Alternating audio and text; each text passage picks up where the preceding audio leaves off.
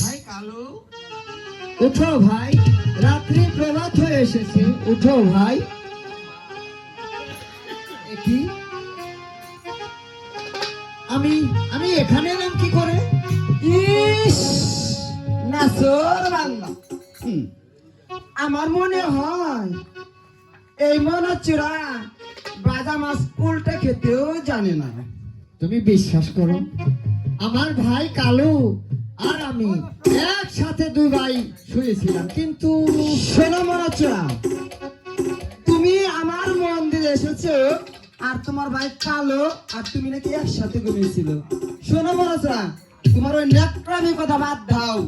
তুমি সত্যি করে বলো, আমার মন্দিরে তুমি কেমন করে প্রবেশ করেছো? আমি সত্যি করে বলছি, আমি যে এখানে কেমন করে এসেছি এর কিছুই বলতে পারবো না, তুমি বিশ্বাস করো। শোনো মনোচরা, তুমি যদি সত্যি করে না বলো তাহলে জানো, যদি আমার পিতা জানতে পারে তাহলে ও তো রায় দিয়ে তোমার মাথা দ্বিখণ্ড করে নিবে। না, অমন কাজ করো না। তোমার মন্দিরে যখন এসেছি তাহলে এখন মরণ বাসন তোমার হাতে, তুমি আমাকে মারলে মারতেও পারো আর বাঁচালে বাঁচাতেও পারো। ঠিক আছে,